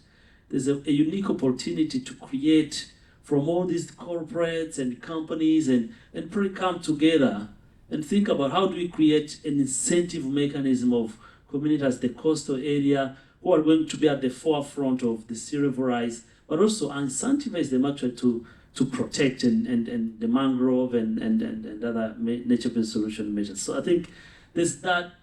I think what you described, I guess it's very common in many other parts of the world. The issue of incentive to communities, how do you create alternative livelihood options, how do you create jobs? In projects where I have worked, we create jobs through restoration. For every day spent on planting, restoring, you make sure that a community member who is working on that is paid the number of hours that he's putting into that, even if that will benefit them. But because they don't have many types of sources of livelihoods, if you put in a day, we try to incentivize that. But context might be again different, but I reckon that might be a challenge of how do we scale up nature-based solution with the community. So how do we create those other incentives from different sources? Well, none of it is easy, but it's kind of what we want to do, right? Is how to kind of get it right. Any final questions? Because we're coming to the end. Okay, 2 quick questions. Yang Wenguang? Yes. Mr. Yao? Sorry, Mr. Yao? Thank you. Oh, sorry. Oh, maybe both you ask your questions at the same time. Sorry, I didn't see Alice. You Right.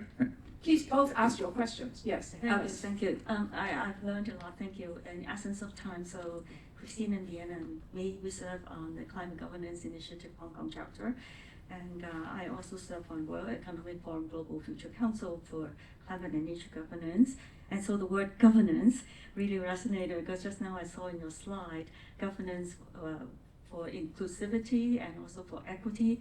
So following Christine's point of how do all the stakeholders work together and transparency, could you shed some light on how governance is really done in all these projects? I know that there's variation, but at the government level and at the project level. Thank you. Okay. Right, sharing and also a question about sustainability of these projects on MBS. We have been running a butterfly reserve in Hong Kong for a number of years, and then we started building butterfly gardens at different parts of Hong Kong, like schools, commercial buildings, hotels even. And then we found that this providing solutions not only to butterflies, but also, for example, the schools, we found that the students with special needs, they benefit from maintaining the butterfly garden. And then, for example, the elderly, yesterday we just opened, I think, our 110 butterfly garden in Hong Kong. And we found the elderly really get satisfaction in their retired life. So they build a garden themselves, and then they do decoration, and then they really enjoy sharing with others. So this is more to do with well-being and also making value to their retired lives. So the question is, we built more than 100 gardens with schools and so on, and then we found that, for example, the teacher was very enthusiastic. He kept the garden very well, but then the next year they sent him to take care of the ping pong ball. And so nobody cares about the garden anymore. So now then we started a certification program.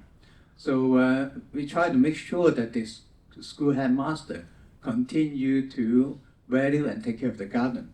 You mentioned a bit earlier about whether we should certify these projects or how to maintain it. So I'd like to hear a bit more on how to do that and make it sustainable. Thank you.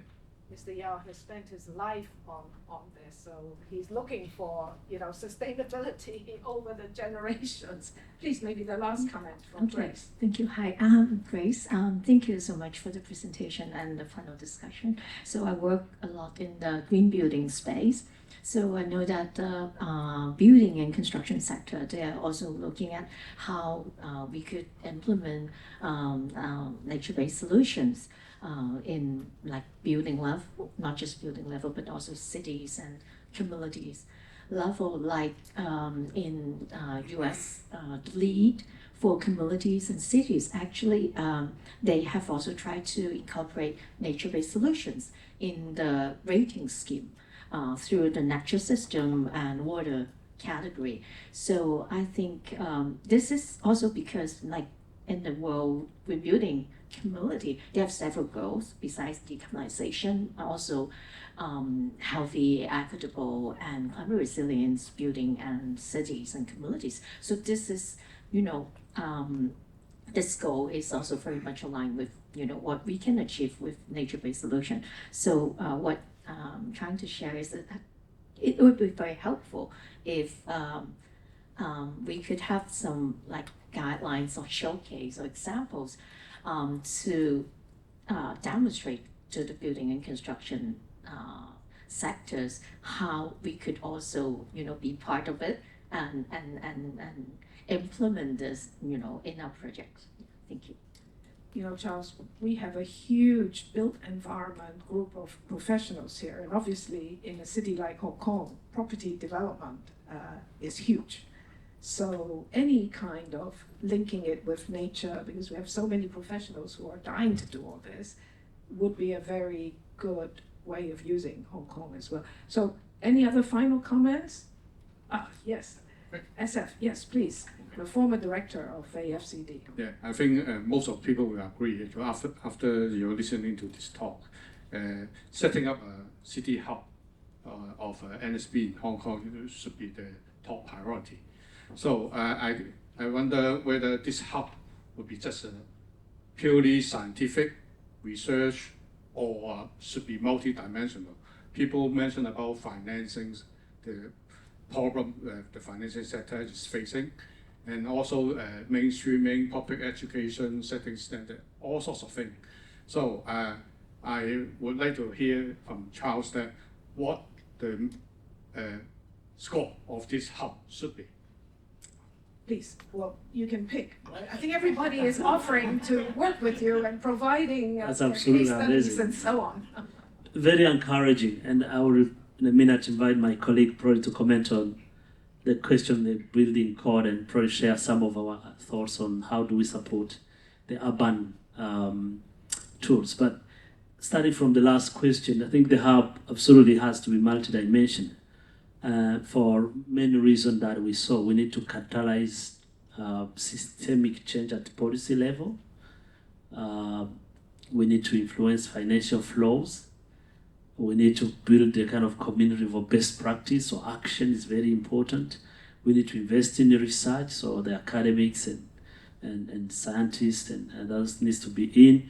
But also we need absolutely to invest in education. So I think when we talk about the hub, actually say all those 5 pillars are interlinked in the city level hub. So you have policy and strategic engagement, so that at policy level, and really how do we support the policy, cross-sectoral cooperation and harmonization. I think in every country we talk about silos between the climate, and then you have biodiversity in a different corner, and then you have degradation in a different corner, but also you have development in a different corner, investment in another one. How do we work at that? I think that's really the first pillar I see probably happening. The second is on financial flows. How do we help finance sector, not only public finance, but also private sector finance, impact investors, philanthropy, to channel the investment where it should be going. We spoke to these beautiful companies in oil and gas. Probably they have some money, they want to do something better for nature, but maybe they don't have the right solutions, they don't know where to invest. So the hub will be there to help them design the right investment, so flow of finance. Then a third pillar, which I believe is very critical, is how do we create an accelerating action, catalyzing action, yeah? Action-oriented, all these NGOs that are doing an amazing work on the ground, sharing, etc. Then you have quite a strong work around, of course, education and the research. We need research for many reasons, because I think research tells us what will happen in the future. It's like a diagnosis. That's why we work with IPCC and the IP base, because they tell us, hey, be careful. There is something happening in 10, 20 years. So we need to engage absolutely research, and research will give enough of backing and the confidence to everything we do. So I see all those pillars in the hub.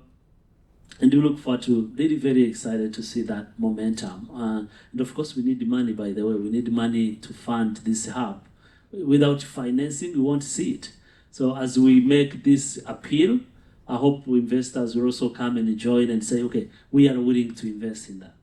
I think there was a very critical question on governance. I want to stay on that for long, but critically, what we have seen is that without a proper governance, which puts people and their rights and their participation in the process of nature-based solution, nature-based solution becomes a threat, and a terrible, actually, threat to communities, because there's land grabbing, there's monoculture, there's a killing of the ecosystem they depend on if we are not careful with their participation. So like my colleague from Red Cross mentioned, governance starts with people, for people, so they decide, they participate, they get engaged, and they take ownership of the solutions. So I think that's why the criteria on governance is critical. And you have seen projects where the standard have been really applied. They have been quite good consideration on that. So I guess from our champion colleague on the butterfly gardens, I like what you mentioned. So I think one of the benefits that actually is undermined from nature-based solution is human well-being. We have worked on with WHO, the World Health Organization, in a couple of years on publishing really scientifically proven report, which showed that 90% of population feel happy when they are close to nature, when they don't have to make a big distance. But also we asked property owners, what one metric that helps you to increase the value of your properties?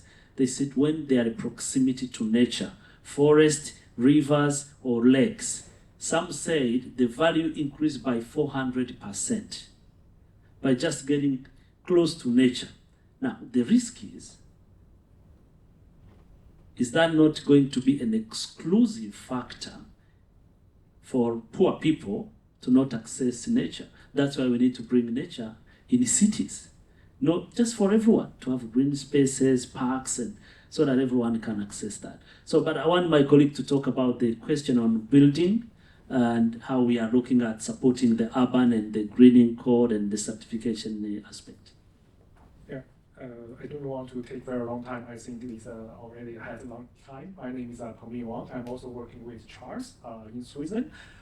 Actually, today I'm very happy to meet you all here and have a very knowledgeable, very fruitful result and exchange in Hong Kong and also globally.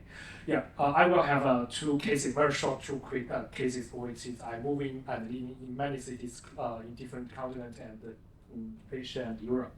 Yeah, I want to say first in Sweden. I want to ask first, how many have you been in Sweden? Please hand up. Okay, very nice. How are you feeling on that? The first one, I think, is very expensive, right? Everybody, I think, will think on that. And the second one, very beautiful, right? So, and so Charles just referred about, beautiful make you happy, right? So everyone wants to go to the nature. Yeah, this is very, very important. In Sweden, because of there are many, we need to have very beautiful natures. And we have very benefits from the nature and the ecosystem service. Especially, there are many cases, I don't want to point it one by one, but it's very important in the Wally, the World Heritage sites near the Lausanne. They are very great sceneries and also great farm, and also there are very good wine and also very good tourist system and the traffic system. Yeah, the local people benefit everything at there. Yeah, this is one kind of the NBS. I can definitely have that. And the second one is I want to say Hong Kong. Yeah, I also working in Hong Kong for a very short time, maybe several months. Yeah, with support with the City University of Hong Kong, and also have met many professors like Qian Peiyuan in here. Maybe some of you also know him. Yeah, and also Liu Hongyi and another. I'm working with. I'm an ocean guy. I'm also diving in Hong Kong for several times, especially in Saigon. Yeah, in the west part. I know that here. This is already 7 years ago. I'm happy. I coming back to Hong Kong again. I found there. Yeah, Hong Kong is always very green and also have willing to protect nature for a very long time. Yeah, so I know, especially we are trying to working for the mangrove to combat the typhoon and the risk of the climate change and so on. Yeah, I think it's very good, and I think we protect the coral reef. I know many of us like to eating the grouper, the fish. Yeah. But because of climate change, there are very toxic events happen in globally, especially Hong Kong, and import fish from the tropical islands countries. Yeah, but how we combat all this? We should do something to avoid pollutions and the climate change and so on. We protect our food, protect our ecosystem to make us more happy and more healthy to living in Hong Kong and globally, right? Yeah, this is what we should do. So nature-based is never far from us, though we define it as a new concept, but it's just near of us. We should donate to nature by from our heart and our actions and everything. Yes, thank you very much. Yeah. Thank you. Good. I see more and more friends here, right? Maybe I can just end by thanking IUCN for coming, and Kitty, thank you for organizing this. I think everyone in this room wants to contribute in some ways. So maybe the idea of the hub is how to bring us together in a meaningful way. It does require quite a lot of alignment and dialogue and engagement, which robots cannot do, which AI cannot do. It still requires humans to go and talk to other humans and figure out, the people by the coast or people who are going to the butterfly garden, how we really make this a part of our lives and describe it and have policies and financing for them that makes sense for the new world that you pointed us to, that we've become disconnected with. So thank you very much for coming, and thank you for taking time to share with us. We will have, we have everybody's contacts because you've given us to register.